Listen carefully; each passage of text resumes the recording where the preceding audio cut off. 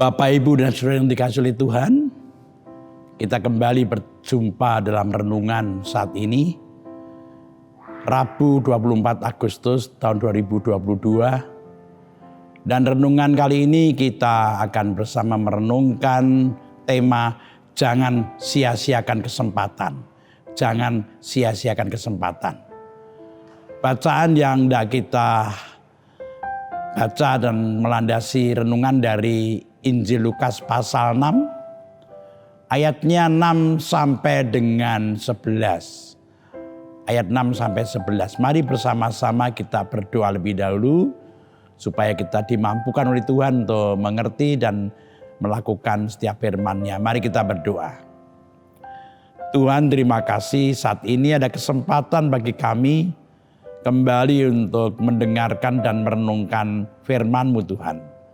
Bila Tuhan kami mohon kepadamu, Engkau hadir menyertai kami sehingga kami dimampukan oleh Tuhan untuk mendengar dan melakukan setiap firman-Mu di dalam kehidupan kami. Kami mohon berkat-Mu untuk renungan kali ini. Kami berdoa dalam nama Tuhan Yesus. Amin. Mari kita buka Injil Lukas pasal 6, ayat 6 sampai dengan ayat yang ke-11. Yang demikian isinya. Yesus menyembuhkan orang pada hari Sabat. Pada suatu hari Sabat lain, Yesus masuk ke rumah ibadat, lalu mengajar. Di situ ada seorang yang mati tangan kanannya. Ahli-ahli Taurat dan orang-orang Farisi mengamati Yesus kalau ia menyembuhkan orang pada hari Sabat, supaya mereka dapat alasan untuk mempersalahkan dia. Tetapi ia mengetahui pikiran mereka, lalu berkata kepada orang yang mati tangannya itu, "Bangunlah dan berdirilah di tengah." Maka bangunlah orang itu dan berdiri. Lalu Yesus berkata kepada mereka, "Aku bertanya kepada kamu, manakah yang diperbolehkan pada hari Sabat?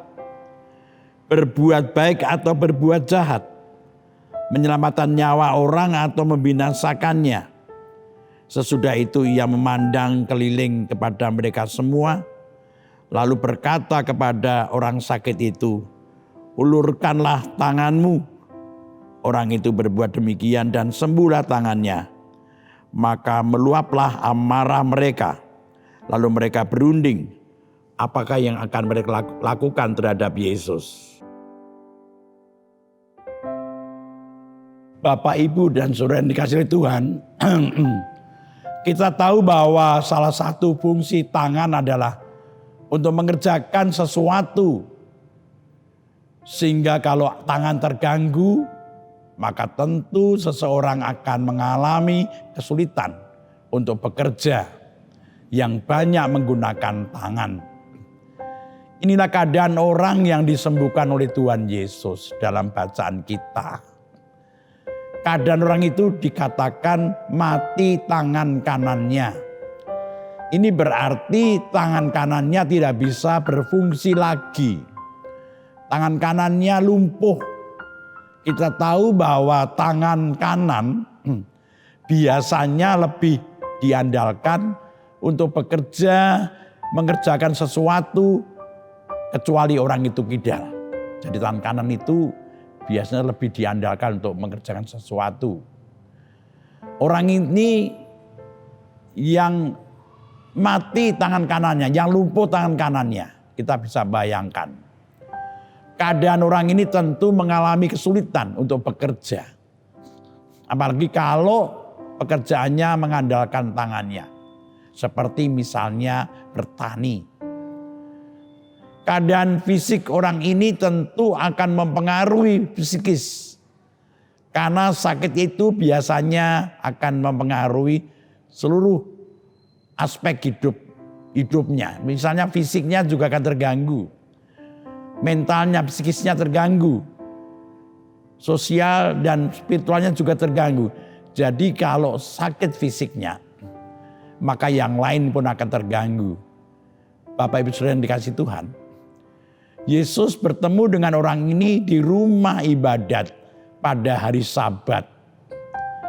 Ada dugaan bahwa orang yang lumpuh tangan kanannya ini biasa ada di tempat ibadah. Dan apa yang dikerjakan orang lumpuh ini di rumah ibadat juga tidak dijelaskan. Apakah dia beribadah atau mengerjakan yang lain. Bapak Ibu Saudara yang dikasihi Tuhan, ada dua hal yang menarik dari peristiwa penyembuhan orang yang lumpuh tangan kanannya ini. Mari kita lihat. Yang pertama, Tuhan Yesus menyembuhkan orang ini pada hari Sabat. Dan dilakukannya di rumah ibadat. Kita tahu rumah ibadat adalah tempat yang dianggap suci oleh orang Yahudi. Kesempatan inilah yang digunakan oleh para ahli Taurat dan orang Farisi untuk mencari kesalahan-kesalahan Tuhan Yesus. Sehingga ada alasan untuk menyalahkannya. Bagi orang Yahudi, Sabat adalah hari untuk beribadat. Sehingga tidak boleh orang bekerja. Termasuk menolong seseorang yang mengalami sesuatu, termasuk sakit. Kecuali keadaannya darurat. Penyakit lumpuh dianggap bukan termasuk penyakit darurat. Maka sebenarnya penyembuhannya bisa dilakukan tidak hari Sabat itu. Bisa dilakukan pada hari-hari berikutnya ketika hari Sabat sudah berlalu. Bapak Ibu Saudara yang dikasihi Tuhan, akhirnya Yesus menyembuhkan orang ini pada hari Sabat. Bagi Tuhan Yesus, waktu adalah sangat berharga untuk digunakan melayani. Maka Tuhan ingin bisa secepatnya melepaskan orang ini dari penderitaannya. Ini mengingatkan kita semuanya agar mau belajar dari Tuhan Yesus untuk mau menggunakan setiap kesempatan dalam hidup kita untuk melayani sesama. Karena hidup kita di dunia ini juga terbatas. Ini mengingatkan kita pada sebuah lagu yang kita kenal, yang judulnya adalah Hidup Ini Adalah Kesempatan. Yang mengajak kita untuk tidak membuang waktu hidup kita dengan sia-sia. Kita harus berkarya mumpung masih ada waktu. Bapak Ibu Saudara yang dikasihi Tuhan, dalam ayat yang ke-9 Tuhan Yesus menegur ahli Taurat dan orang Farisi dengan berkata demikian. Aku bertanya kepada kamu, manakah yang diperbolehkan pada hari Sabat? Berbuat baik atau berbuat jahat? Menyelamatkan nyawa orang atau membinasakannya? Mereka ditegur karena pada saat itu sedang melakukan perbuatan jahat. Mereka berbuat jahat pada hari Sabat, di mana mereka itu sedang mencari-cari kesalahan Tuhan Yesus. Maka mereka ditegur oleh Tuhan Yesus. Perkataan Tuhan Yesus ini juga bisa menjadi bahan perenungan kita semuanya. Kita bertanya-tanya dalam diri kita sendiri, apakah perbuatanku hari ini itu perbuatan yang jahat atau baik? Inilah perenungan kita untuk bagian ini. Ini bagian yang pertama. Tuhan Yesus menyembuhkan pada hari Sabat. Karena bagi Tuhan Yesus waktu sangat berharga.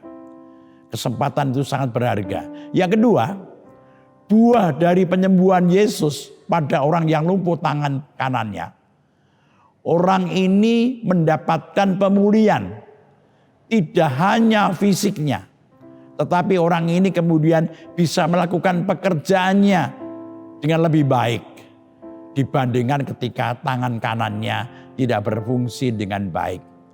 Ini artinya buah dari pemulihan tangan kanan orang ini berdampak luas. Orang ini bisa bekerja dengan lebih lancar dan tentunya bisa lebih berguna bagi dirinya, bagi sesama, terutama keluarganya. Kita diingatkan bahwa kadang kita menolong satu orang tetapi sebenarnya dampaknya positif bagi banyak orang. Bisa dirasakan oleh banyak orang. Bapak, Ibu, dan Saudara yang dikasihi Tuhan, renungan kita hari ini mengingatkan untuk terus menggunakan waktu yang Tuhan berikan kepada kita. Seperti Tuhan tidak peduli dengan hari Sabat yang melarang orang bekerja. Kita harus berprinsip, berbuatlah baik selama masih ada kesempatan. Karena berbuat baik kepada sesama bisa berdampak tidak hanya pada orang itu yang kita tolong. Bisa berdampak luas pada orang itu, pada keluarganya, pada lingkungannya. Oleh sebab itu marilah kita gunakan kesempatan untuk selalu berbuat baik. Amin.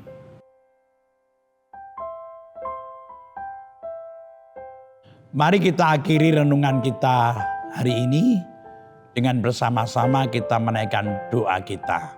Mari kita berdoa.